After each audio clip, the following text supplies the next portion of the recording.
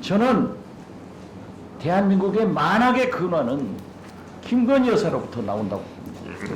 이종호 씨하고 10년간 연락이 없었다 나와 있는데 40분 이상 통화 기록이 지금 밝혀지고 있죠. 의원님, 구체적인 부분에는 한 가지만 갖고 말씀하시기보다는 여러 가지 다를 살펴봐야 된다고 생각합니다. 지금까지 이재명 수사한 대표는 내용이 기록 못한다 한 가지 가지고 2년 구형하지 않냐?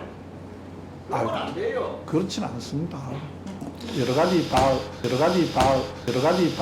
증거와 법리를 따라서 하는 거지, 어떻게 검사라는 사람이 한 가지 사실만 갖고 한쪽에는 이렇게 하고 한쪽에는 이렇게 하고 그러지 않습니다.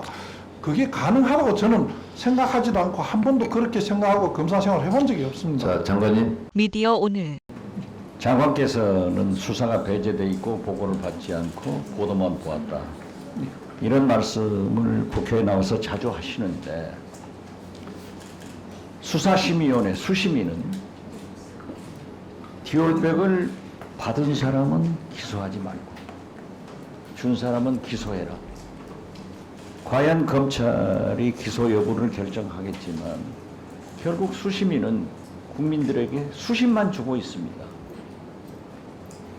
자, 이종호 10년간 김건희 여사와 연락한 바가 없다.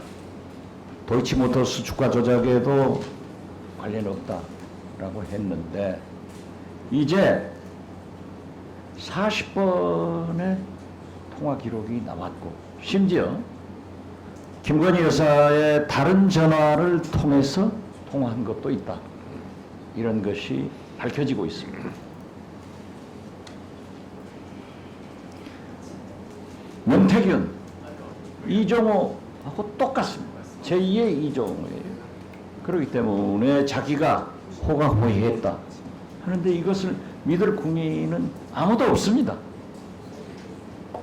저는 대한민국의 만악의 근원은 김건희 여사로부터 나온다고 봅니다.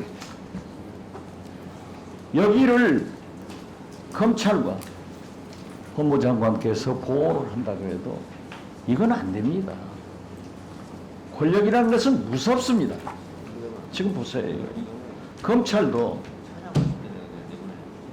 이종호 씨와 40여 번 통화하고 다른 전화로 통화했다는 것도 일찍 알고 있었지만은 수사도 않고 기소도 하지 않은 거예요. 이것도 직무유기입니다. 앞으로 쏟아질 증거인멸에 대해서 어떻게 하시려는지, 이렇게 가면요, 저는 봅니다. 김건희 여사가 큰 코다칩니다. 그렇기 때문에 김건희 여사 대국민 공약대로 진짜 백담사라도 가셔서 조용히 사시는 것이 좋다. 그렇게 말씀드리면서 제 견해에 대해서 장관 답변 한번 해보세요.